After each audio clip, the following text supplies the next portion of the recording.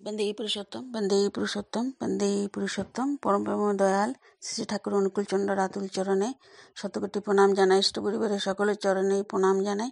যারা শুনছেন বা শুনবেন সকলকে আমার হৃদয় থেকে রান্দিত জয় গুরু।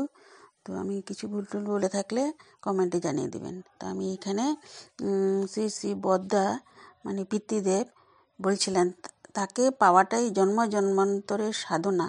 যারা তাকে পট করে দীক্ষা নিয়ে নেয় বা তার সান্নিধ্যে এসে পড়ে, তারা যুগ যুগ ধরেই জন্ম জন্মান্তরে তার সাথে সাধনা করেছিল, তাই ফট করে এবারও এই জন্ম ঠাকুরের সাথে সংযুক্ত হয়ে পড়েছে।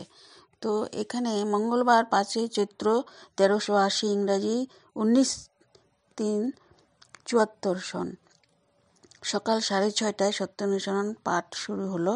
ধৈর্য ধরো, বিপদ কেটে যাবে।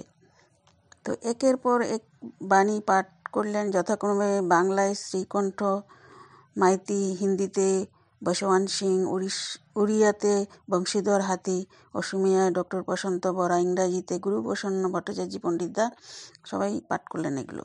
তো উপস্থিত রয়েছেন কেরি ব্রেস, জিতেন বর্মন, গুরুকিঙ্কর পাণ্ডে, প্রভাত চক্রবর্তী, পরমেশ্বর পাল, যতীন বসু, হরিপদ দাস, নিত্যানন্দ মণ্ডল, আরও অনেক দাদারা, আরও অনেক মায়েরা। শ্রী শ্রী পিতৃদেব আলোচনা করতে বললেন প্রত্যেককে।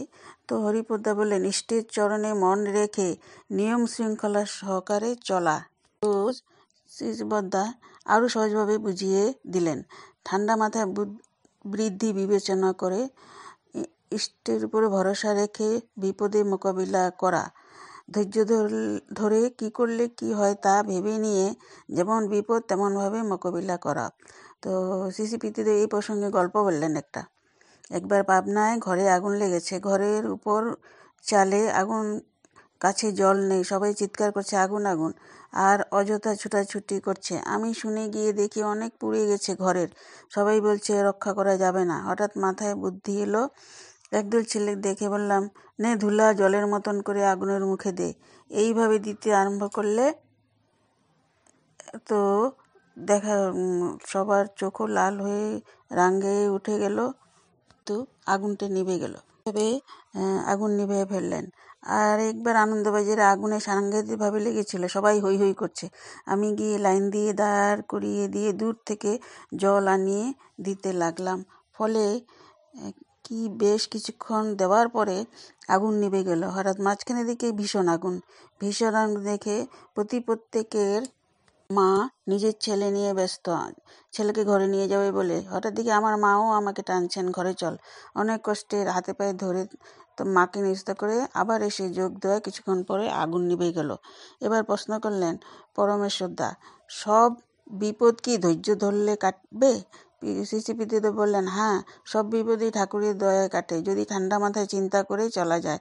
এবার নিজে প্রশ্ন করে নিজের উত্তর দিলেন। প্রশ্ন হলো, বাঘের সামনে পড়লে কি করে যাবে? বাবারে খেয়ে ফেললো রে বলে না কেঁদে যদি কোনো গাছে থাকে সেখানে আশ্রয় নিতে হবে, নতুবা রাস্তা ছেড়ে এক পাশে বীরদূপে দাঁড়িয়ে মরতে হবে। যখন লড়াই করে মরবো, এই মনোবল নিয়ে লড়াই করা। যদি কোনো অস্ত্র কিংবা যাই পাই না কেন, মরার আগে চেষ্টা করা দরকার। ছোট আরেকটা উদাহরণ দিলেন শ্রী বদ্দা, নৌকার মাঝিদের উপদেশ মতো চলতে হয়।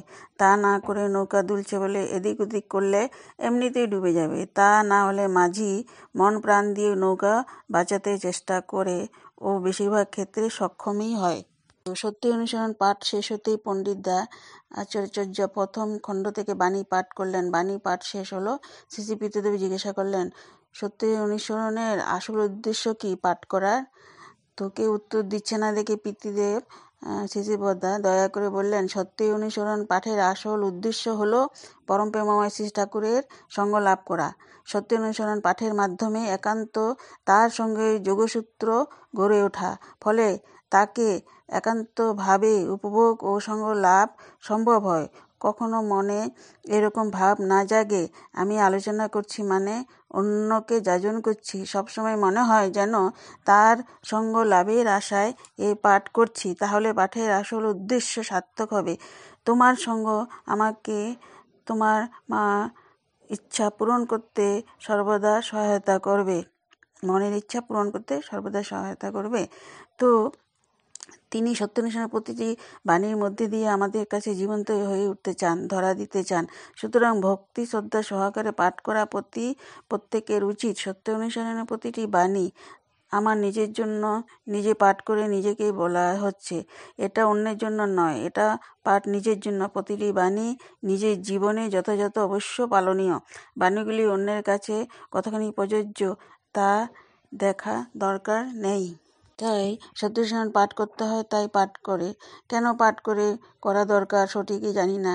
এখন জানতে পেরে কেবল মনে হচ্ছে কিছুই জানি না। তিনি দয়া করে না বুঝিয়ে দিলে এমন আভাস অজানাই থেকে যেত।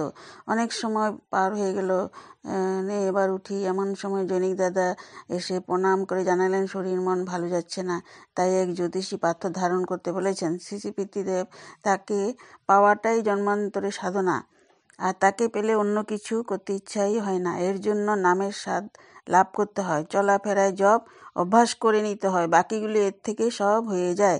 মনকে বহির্মুখী না করে অন্তর্মুখী করতে হয়, তা না হলে যত সব গণ্ডগোল।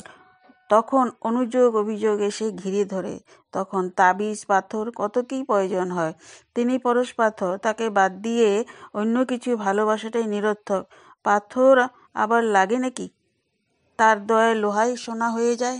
তো একবার আরেকটি আমি বলছি, একবার অবিন্দাকে সবাই মানে পুজোপদ অবিন্দাকে প্রণাম করেছিল যে আমার এখানে বসে কথা শোনা বা আমাকে প্রণাম করা কিছু হবে না, তার থেকে সত্যান্বেষণের কয়টা বাণী আপনারা পড়েন, সেটাকে বোঝার চেষ্টা করেন, কাজে লাগান। ঠাকুরের সঙ্গ সেটাই হয়। তো এই বড়দাও সেটাই বলল, তো শিশিবদ্ধ সেটাই বলল। তো জয়গুরু, সবাই ভালো থাকেন, সুস্থ থাকেন, দয়ালের কাছে নিবেদন করি।